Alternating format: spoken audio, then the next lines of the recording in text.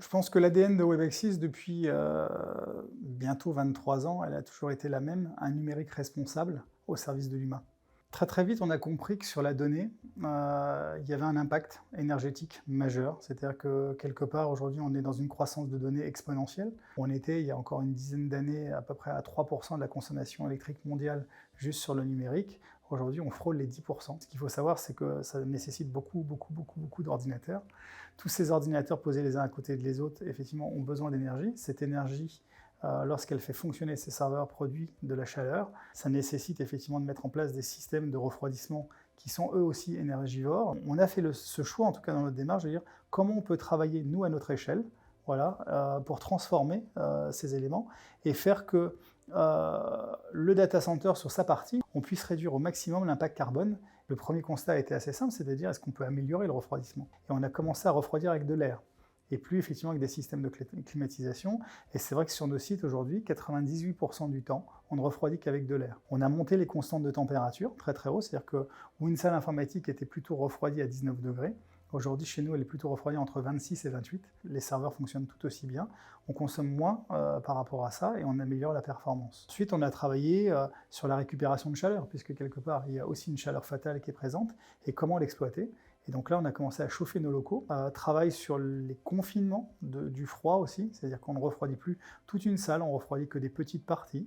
Analyse du cycle de vie des serveurs également. Donc un serveur, classiquement dans un data center, c'est plutôt 3 ans, 4 ans de durée de vie. Chez nous, c'est 12 ans. On part effectivement dans un processus de recyclage des équipements en région, voilà, et en proximité, pour pouvoir effectivement avoir une échelle courte. Et puis le choix aussi, un des choix majeurs en tout cas de Webexis, c'est de dire on fait du data center de proximité. Pourquoi? Parce que pourquoi aller effectivement en Finlande ou en Irlande ou aux États-Unis chercher une donnée si aujourd'hui des usagers savent que dans un territoire, ils ont besoin d'accéder à leurs informations? Eh bien, on va essayer d'aller travailler au plus proche de ces usagers, voilà, pour pouvoir effectivement limiter la phase de transport et de circulation de cette donnée. Et si cette phase de circulation est réduite, on réduit l'impact. Avec aussi des choix sociétaux pour nous qui étaient importants, c'est de faire travailler des entreprises locales pour développer nos projets, voilà, et montrer qu'en local, on peut créer une économie circulaire et virtueuse dans un environnement totalement virtuel. On est accompagné au niveau européen, notamment un premier projet qui s'appelait Green DataNet, qu'on a présenté en 2015 à la COP 21, voilà, avec 2 constructeurs mondiaux, Eaton et Nissan. Aujourd'hui, dans des véhicules électriques, vous avez des batteries. Ces batteries, au bout de 4 ou 5 ans, elles sont généralement démontées des véhicules parce qu'on ne les exploite plus. Et donc, on a travaillé sur un projet d'autoconsommation en disant, OK, est-ce qu'on est capable aujourd'hui, nous, en data center, de produire de l'énergie en photovoltaïque, de la stocker dans ces batteries de véhicules électriques de seconde vie et de la distribuer au serveur de manière intelligente. Et on a été le premier site d'autoconsommation en France. Et on est toujours un exemple, en fin de compte, en production d'autoconsommation partielle sur ce data center qui nous permet, en fonction des conditions météo, de produire, stocker, redistribuer à des serveurs, etc., cette énergie que l'on produit et qui est stockée sur ces batteries. On a quelque part des enjeux, des objets, qu'est-ce qu'on peut en faire ? Comment on peut recomposer effectivement avec des modèles et trouver des solutions. Et ça, c'est ce qui aujourd'hui nous anime, en tout cas dans notre quotidien chez Webexis.